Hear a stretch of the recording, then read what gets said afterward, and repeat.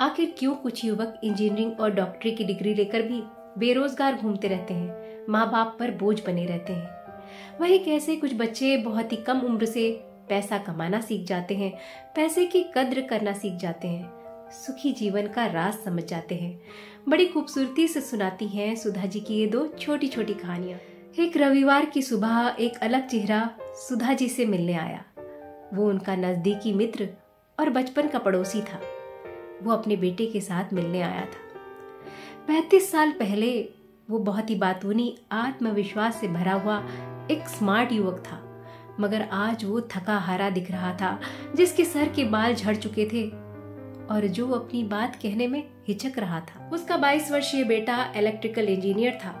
सुधा जी ने उससे पूछा, आजकल क्या कर रहे हो?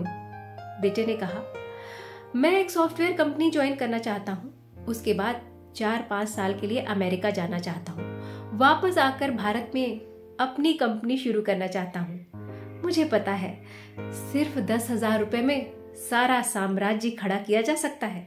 क्यों, सही है ना आंटी? सुनकर सुधा जी कुछ क्षण चुप रहीं और फिर पूछा, तुम अभी कहाँ काम कर रहे हो? उसने कहा, मैं अभी कहीं काम नहीं कर रहा हूँ।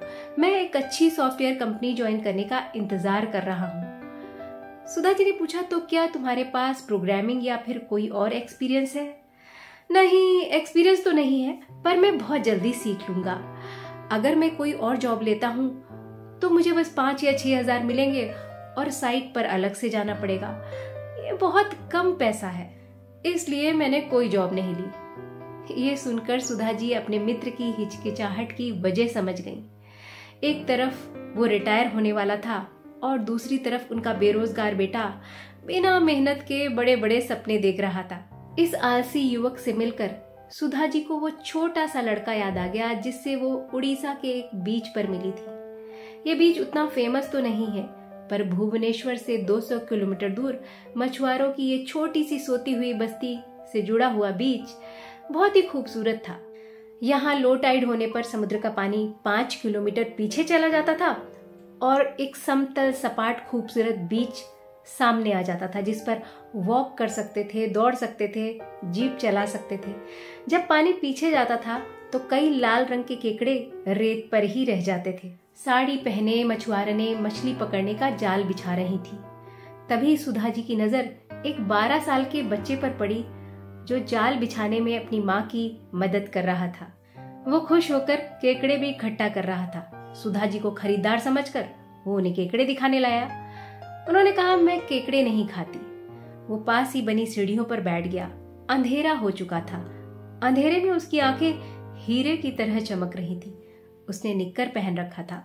उसका पूरा शरीर भीगा हुआ था, मगर उसके चेहरे पर किसी परेशानी का नामो निशान नहीं था। उसकी मुस्कुराहट दिल को छू लेने वाली थी। सुधा जी ने जब उससे उसके परिवार और रूटीन के बारे में पूछा तो उसने कहा, मेरे पिता रिक्शा चलाते हैं, रोज 50 रुपए तक कमा लेते हैं। माँ मछली और केकड़े बेचकर थोड़े बहुत पैसे कमा लेती है। मैं स्कूल जाता हूँ और क्लास में हमेशा फर्स्ट आता हूँ। मेरी एक छोटी बहन भी घर पर है। मैं रोज सुबह उठकर समुद्र पर माँ की मदद करता हूँ। घर जाकर नहा धोकर किचन में भी थोड़ी बहुत हेल्प करता हूँ। उसके बाद स्कूल जाता हूँ, घर आकर अपना होमवर्क करता हूँ और रात में फिर से समुद्र पर आता हूँ। फिर से जब पानी पीछे जाता है तो केकड़े पकड़ता हूँ। ऊपर वाला हम पर बहुत मेहरबान है। मैंने सुना है भारत में सिर्फ यही वो जगह है जहाँ दिन में 2 बार समुद्र का पानी पीछे जाता है और हम बिना किसी मुश्किल के इतने सारे केकड़े पकड़ लेते हैं कि दिन में 5 से 10 रुपए तो कमा ही लेता हूँ मैं।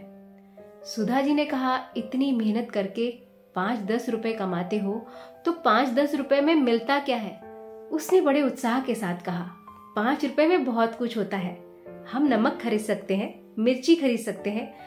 खाली बैठने से तो वो भी नहीं मिलेगा। कोई हमें 100,000 थोड़ी दे जाएगा। बूंद बूंद से ही तो सागर बना है।